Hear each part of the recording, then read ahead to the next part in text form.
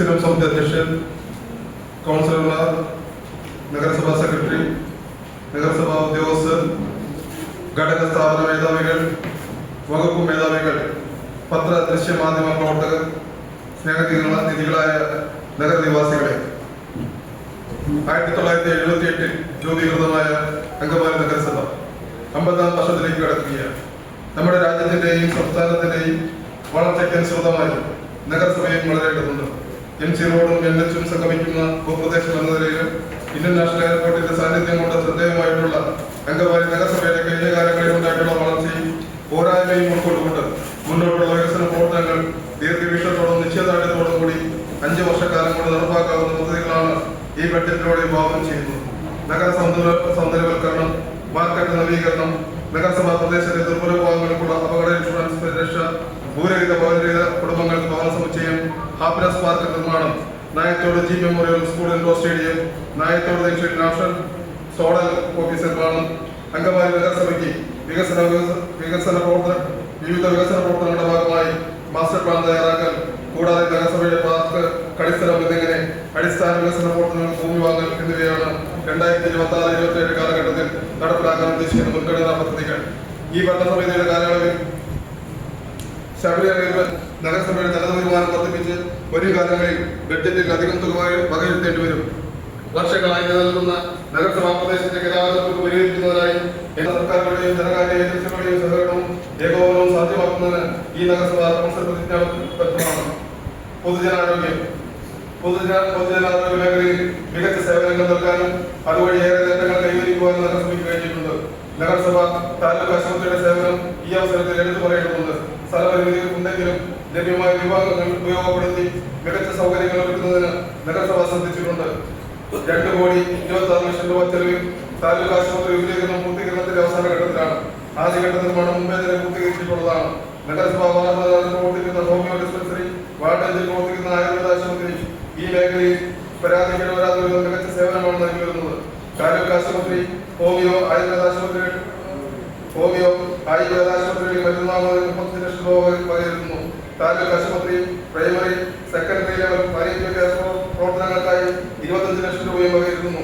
മേൽപ്പറഞ്ഞ ആരോഗ്യ സ്ഥാപനങ്ങളുടെ ദൈനംദിന ചെലവുകളും ഓഫീസ് സ്റ്റേഷനറി അനുബന്ധ ഉപകരണങ്ങൾ വാങ്ങുന്നതിനും 13 ലക്ഷം രൂപ വകയിരുത്തുന്നു.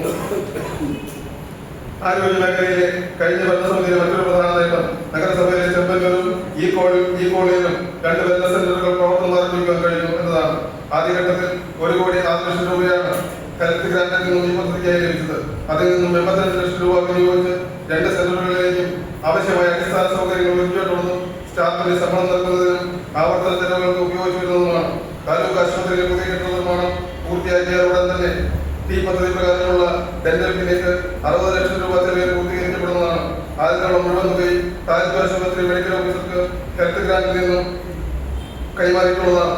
അതിനു പുറമെ പ്രതിരോധ പ്രവർത്തനങ്ങൾ ഉൾപ്പെടെ വെൽനസ് സെന്ററുകളുടെ തുടർ പ്രവർത്തനങ്ങൾക്കായി ഹെൽത്ത് ഗ്രാന്റിൽ നിന്നും 32,55,000 രൂപ വകയിരുത്തുന്നു. ഈ കോളനി ചെമ്പന്നൂർ മേഖലകളിലെയും സമീപ പ്രദേശങ്ങളിലെയും പൊതുജനങ്ങൾക്ക് ഏറെ ഉപകാരപ്പെടുന്ന സ്ഥാപനങ്ങളായി വെൽനസ് സെന്ററുകൾ പ്രവർത്തിച്ചു വരുന്നു. OP സമയക്രമത്തിൽ വരുത്തിയ മാറ്റം അതിഥി തൊഴിലാളികളുടെ സാധാരണ ജനങ്ങൾക്ക് സൗകര്യപ്രദമായിട്ടുള്ളതാണ്. ഹോമിയോ ക്ലിനിക്കിന്റെ സേവനം താലൂക്ക് ആശുപത്രിയോടനുബന്ധിച്ച് ആഴ്ചയിൽ 2 ദിവസമെങ്കിലും ലഭ്യമാക്കണമെന്ന് കർമ്മസമിതി അംഗങ്ങളുടെ നിർദ്ദേശവും പ്രൈമറി ഹെൽത്ത് സെന്ററിന്റെ സ്ഥലം കണ്ടെത്തി പുതിയ ധാരണ നിർദ്ദേശവും സജീവ പരിഗണനകൾക്ക് ഉറപ്പുനൽകുന്നു. നഗരസഭാ പരിധിയിലെ സാമ്പത്തികമായി പിന്നോക്കം നിൽക്കുന്ന കുടുംബങ്ങൾക്ക് വേണ്ടി പുതിയ സമഗ്ര ആരോഗ്യ സുരക്ഷാ പദ്ധതി ഈ ബഡ്ജറ്റിൽ പ്രഖ്യാപിക്കുകയാണ്. നഗരസഭയിലെ 3,000-ഓളം വരുന്ന കുടുംബങ്ങൾക്ക് അപകട ഇൻഷുറൻസ് ലഭ്യമാക്കാൻ ഉദ്ദേശിക്കുന്ന ഈ പദ്ധതി സർക്കാരിന്റെ അനുമതിക്ക് വിധേയമായി നടപ്പിലാക്കുന്നതിന് ആദ്യ വർഷം 30 ലക്ഷം രൂപ വകയിരുത്തുന്നു.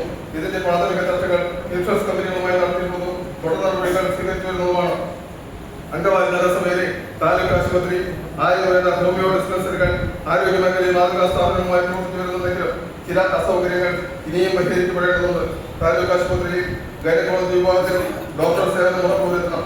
പാലിയേറ്റീവ് മേഖലയിൽ പ്രവർത്തിക്കുന്ന നേഴ്സുമാർ ഉൾപ്പെടെയുള്ളവരുടെ വേതനം, വാഹനം എന്നിവയും ക്യാൻസർ കെയർ പ്രൊജക്ട്, ഡയാലിസിസ് രോഗികൾക്ക് ധനസഹായം,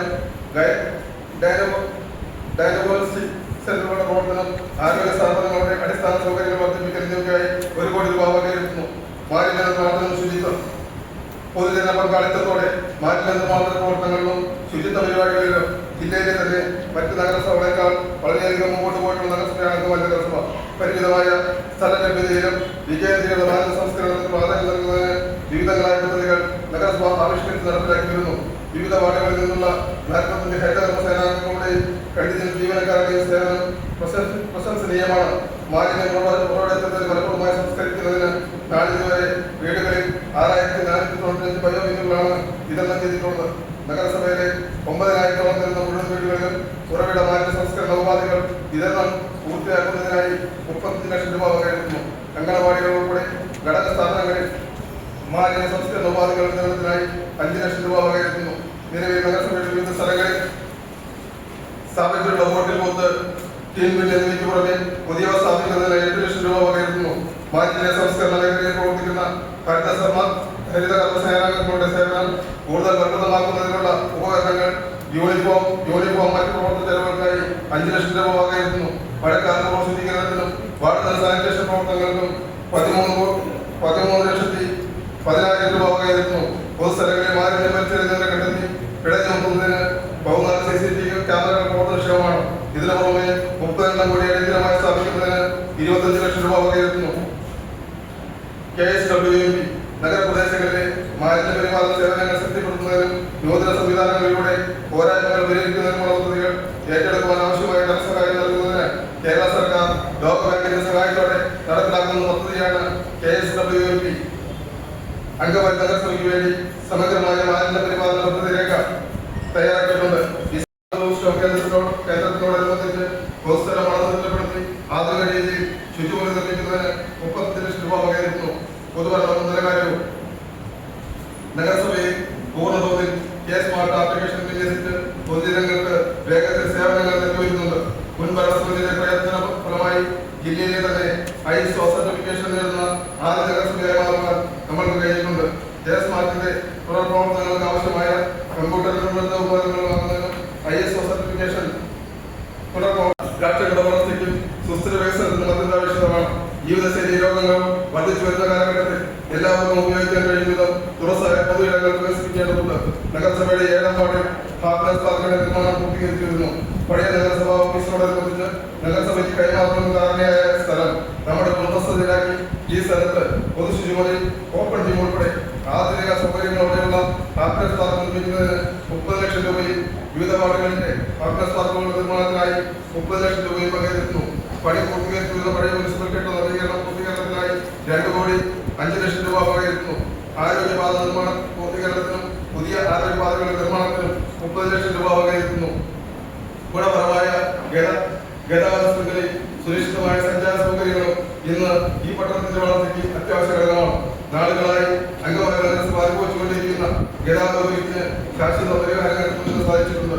ഗതാഗത കുരുക്ക് പരിഹരിക്കുന്നതിനായി ഫുട് ഓവർ സ്ഥാപിക്കണമെന്ന ആവശ്യം വിവിധ തലങ്ങളിൽ നിന്നും നിർദ്ദേശിക്കപ്പെട്ടിട്ടുള്ളതാണ്. വ്യാപാര സ്ഥാപനങ്ങളുടെ വളർച്ചയ്ക്കും അതിലൊരു പൊതുജനങ്ങളുടെ സുരക്ഷിത സഞ്ചാരം തടസ്സപ്പെടുത്തുന്ന ഗതാഗത കുരുക്ക് പരിഹാര പദ്ധതിക്കായി 30 ലക്ഷം രൂപ വകയിരുത്തുന്നു. ബഹുമാനപ്പെട്ട സംസ്ഥാന സർക്കാർ ഉൾപ്പെടെ മറ്റ് അധികാര സ്ഥാപനങ്ങളുമായി സഹകരിച്ച് ഇക്കാര്യത്തിൽ ഉചിതമായ നടപടി സ്വീകരിക്കുമെന്ന് ഉറപ്പു നൽകുന്നു. നഗരസഭയുടെ വിവിധ വാർഡുകളിലൂടെ കടന്നുപോകുന്ന ഇറിഗേഷൻ കാനൽ, ബണ്ട് റോഡുകൾ ഉപയോഗിക്കുന്നവർക്ക് അപകടരഹിത സഞ്ചാരം ഉറപ്പാക്കുന്നതിനായി കൈവരികൾ സ്ഥാപിക്കുന്നതിന് ഈ ബഡ്ജറ്റിൽ 30 ലക്ഷം രൂപ വകയിരുത്തുന്നു. പുതിയ റോഡുകളുടെ നിർമ്മാണത്തിൽ ഓടകൾ, കലമ്പുകൾ എന്നിവ നിർമ്മിതിക്കും മെയിൻ്റനൻസിനും 2 കോടി രൂപ വകയിരുത്തുന്നു. കഴിഞ്ഞ കാലയളവിൽ ബഹുമാനപ്പെട്ട MP, MLA എന്നിവരുടെ രാഷ്ട്രീയ വികസന ഫണ്ടുകൾ ഉപയോഗിച്ച് റോഡുകളുടെ മിനിമാസ് നെറ്റുകൾ സ്ഥാപിക്കുന്ന പ്രവർത്തനങ്ങൾ പൂർത്തീകരിക്കാൻ നഗരസഭയ്ക്ക് കഴിഞ്ഞിട്ടുണ്ട്. 2026-27 വർഷത്തേക്കുള്ള MP, MLA രാഷ്ട്രീയ വികസന ഫണ്ടിൽ നിന്നും വിവിധ നിർമ്മാണ പ്രവർത്തനങ്ങൾക്കായി 1 കോടി രൂപ പ്രതീക്ഷിക്കുന്നു. മാർക്കറ്റ് വികസനം അങ്കമാലി നഗരസഭാ മാർക്കറ്റ് നിലവിൽ പ്രവർത്തിച്ചു വരുന്നുണ്ടെങ്കിൽ 25 വർഷം പഴക്കമുള്ള കെട്ടിടങ്ങൾ ശോചനീയാവസ്ഥയിലാണ്.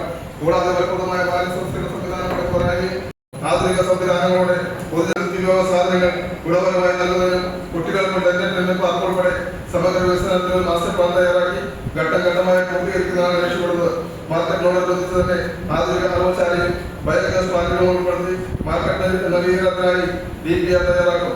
ഇതിലേക്കായി മാർക്കറ്റ് നിലവിൽ ലൈസൻസോടെ വ്യാപാരി വ്യവസായിക നന്ദിയോടെയും മാലിന്യ സംസ്കരണ പരിപാലനത്തിൽ പ്രാധാന്യമുള്ള സാങ്കേതികതയുള്ള ഫണ്ടുകളുടെ സംയോജന സാഹചര്യം പരിഗണിച്ച് മാർക്കറ്റ് സമഗ്ര നവീകരണം ഈ ഭരണസമിതിയുടെ കാലയളവിൽ തന്നെ പൂർത്തീകരിക്കുന്നതാണ്.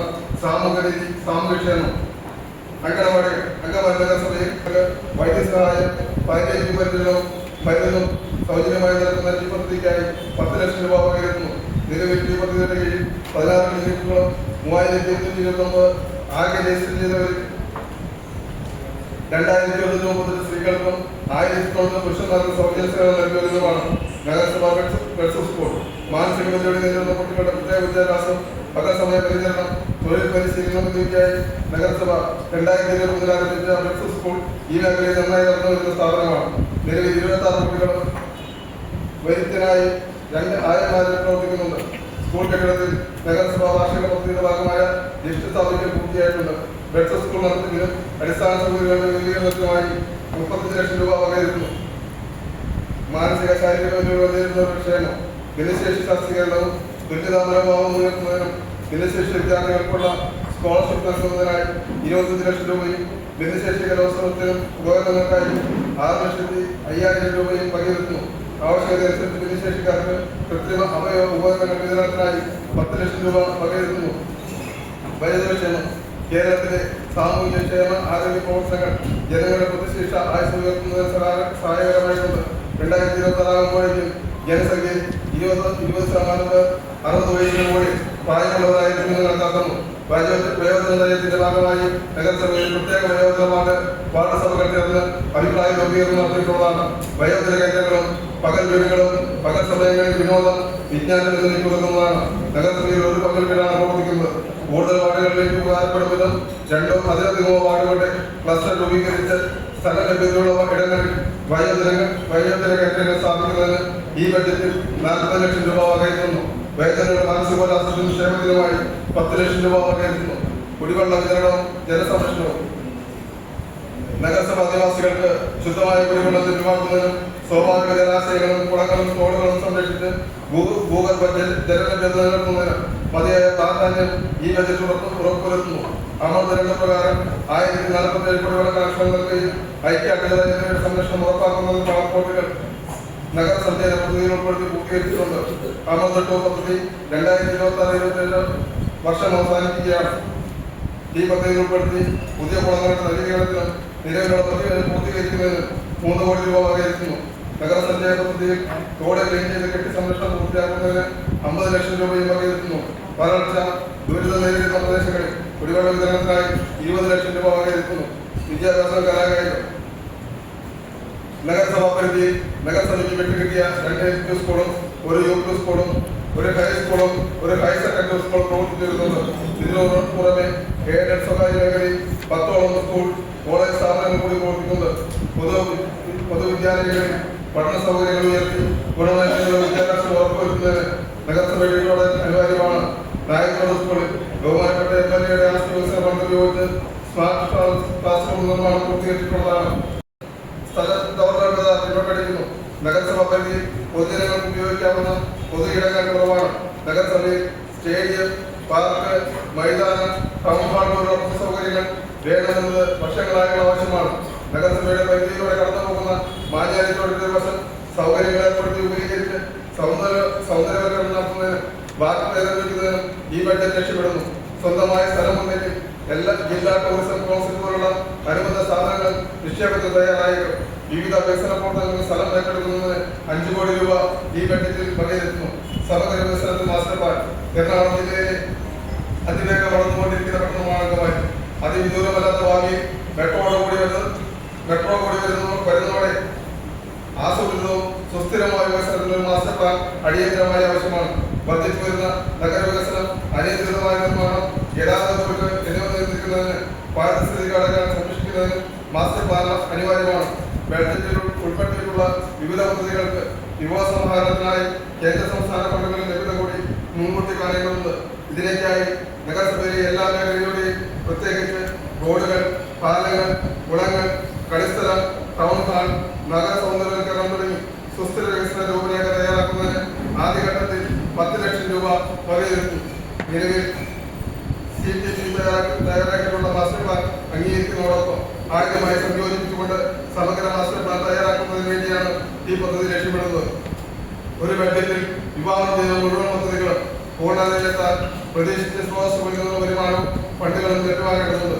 തരംതിരിച്ച വരുമാനത്തിൽ പരമാവധി തുക തിരിച്ചെടുക്കുന്നതിന് കുടിശ്ശിക തുകകൾ തിരിച്ചെടുക്കുന്നതിന് സാധ്യമായ എല്ലാ നടപടികളും